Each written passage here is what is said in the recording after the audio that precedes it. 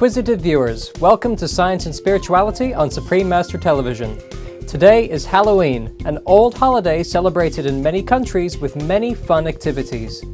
Children dress up as ghosts seeking candy, friends tell thrilling stories, and pumpkins are carved into grinning jack-o'-lanterns, a tradition meant for remembering the souls held in purgatory. Halloween is one of the world's oldest holidays. The word hallow refers to holy, and the word Halloween first appeared in the 16th century as a Scottish variant of All Hallows Eve, which refers to the evening before All Saints' Day. All Saints' Day is a Christian-based holiday when the saints, meaning our ancestors on earth and those who precede us in heaven, are honored. Perhaps on such an occasion as Halloween, have you ever stopped to think about whether a spirit world exists? For those of us who watch our loved ones depart, can we contact them or see them after we ourselves pass on? The latter question did cross the mind of the famous US inventor Thomas Edison. As he stated in the October 1920 issue of the American magazine, I have been at work for some time, building an apparatus to see if it is possible for personalities which have left this earth to communicate with us. Thomas Edison's work was responsible for the development of many everyday devices, including the electric light bulb, motion picture camera, and phonograph. In his time, people held seances to try to communicate with those who passed on into the spirit world. As a scientist, Edison said that he didn't claim that personalities pass on to another sphere since he knew nothing about the subject. However, he said he did claim that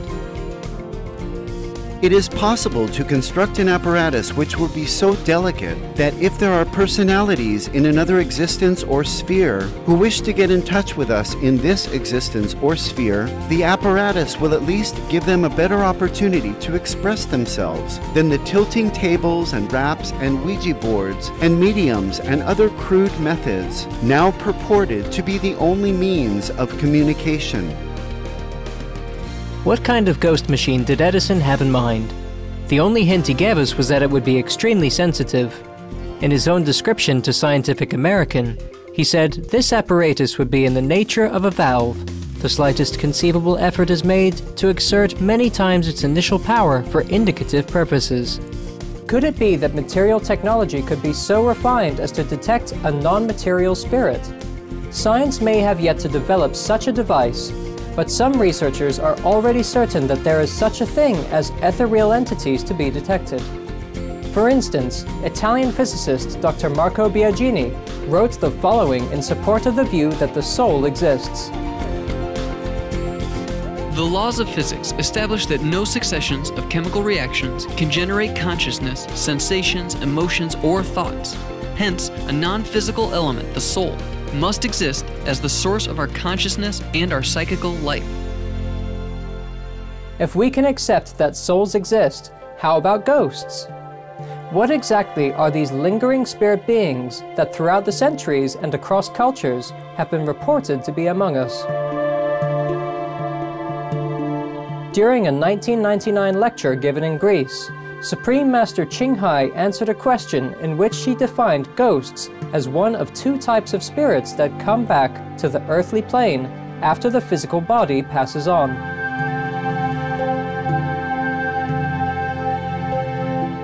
There are two types of spirits who come back to earth. One come back without a body, then we call them ghosts. And the one who comes back choosing another physical office to reside in, we call them reincarnated soul.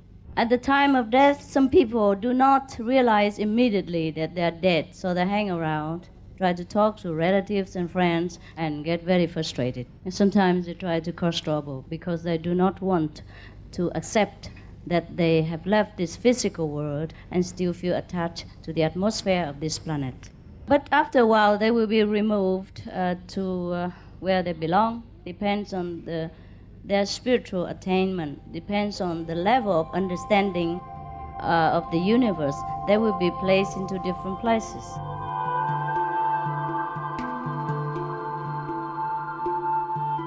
In 2005, British professor Richard Wiseman enlisted 200 volunteers to investigate one of the UK's so-called haunted locations, and indeed found that something quite odd was happening. He sent groups of the volunteers to 4 locations without them knowing that only 2 of these sites had strong reputations for being haunted by their former residents. Interestingly, a big difference was found between reports of the haunted versus non-haunted locations. For example, 70% of those visiting the supposedly haunted places reported unusual phenomena, whereas only 48% of those exploring non-reputed places had eerie experiences. People at the haunted locations experienced more instances of extreme coldness, being touched, hearing footsteps, and seeing apparitions of people and animals. There was also evidence of low-frequency sound waves continuously being emitted in the most haunted site, which have been known to produce feelings of unease in people. Perhaps more solid are the many reports of people seeing spirits near the time of their own deaths. In a research project in the 1980s to uncover evidence for life after death, Director of Research at the American Society for Psychical Research, Carlis Osis from Latvia, spent 4 years collecting an astonishing 50,000 deathbed observations from 1,000 doctors and nurses in the US and India. Trying to make a careful distinction between cases of hallucination and cases involving apparition experiences, he and his colleague, Icelandic psychologist Dr. Erlendur Haraldsson, wrote the following in their book, At the Hour of Death.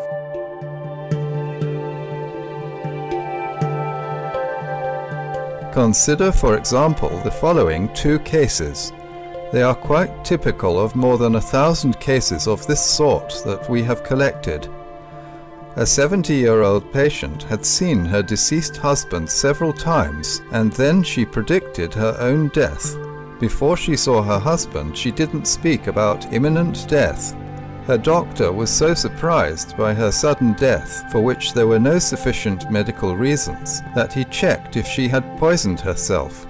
He found neither signs of poisoning nor any such drugs in the house. Typical is the following case of a 60-year-old woman tortured by intestinal cancer.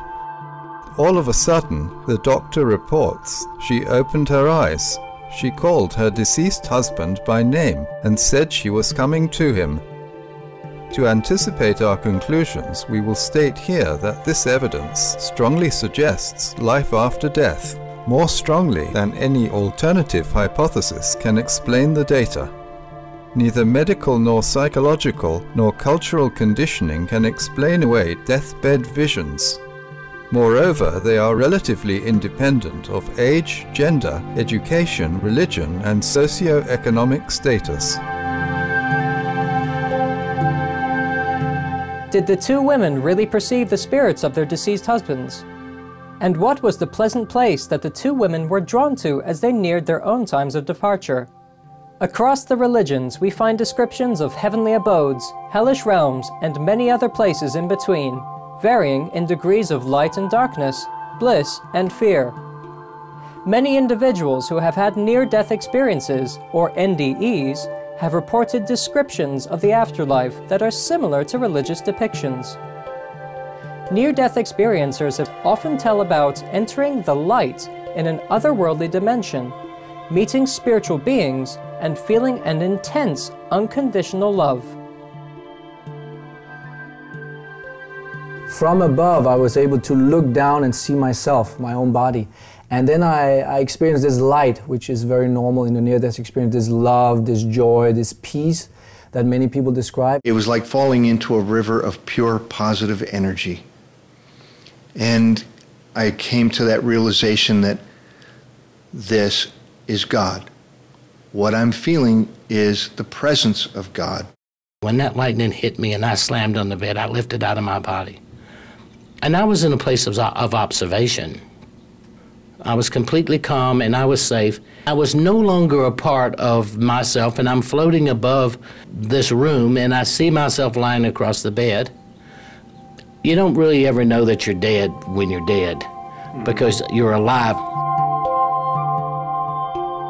Unlike those who live to tell about the other side, however, our loved ones in most cases leave us and do not return.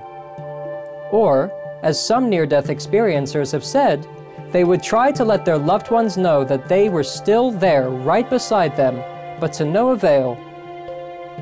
In most cases, the loved ones were unable to feel their presence. Why was it so? Could it be that the perceptual apparatus, much like Edison's ghost machine, was not sensitive enough to perceive the spirit?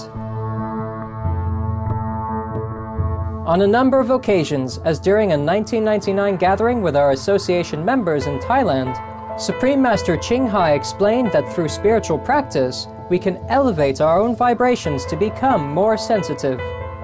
Some may then be better equipped to perceive invisible beings around us.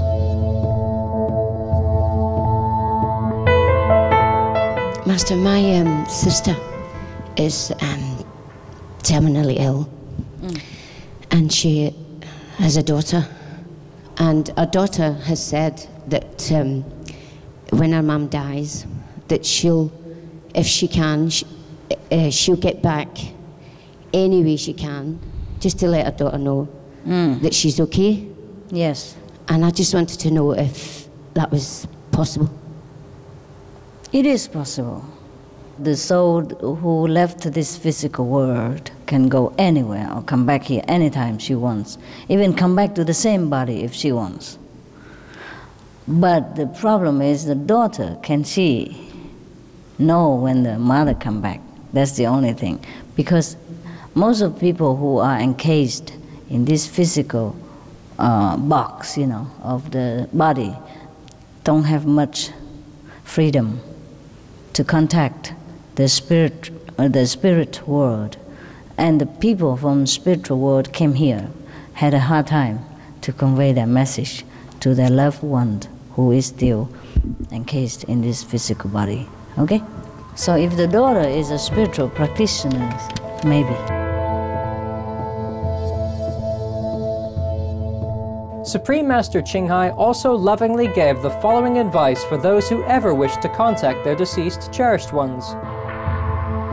But don't think of the dead people. Let them be free. You see, when you think of them, they will immediately be near you.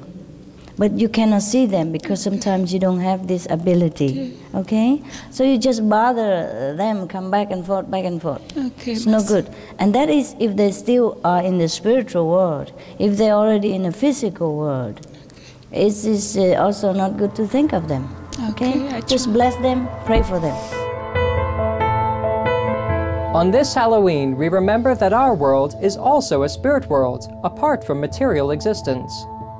May we open our minds with compassion to the spirits around us, and more importantly, plan for our own journey into the next realm.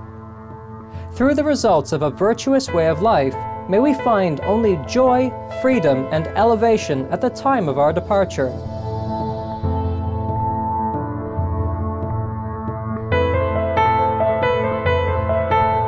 Thank you for your presence today on Science and Spirituality.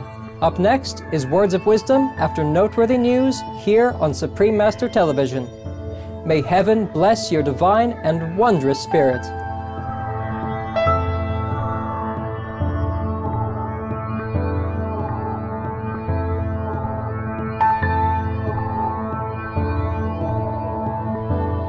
For more details, please visit www.suprememastertv.com/SS.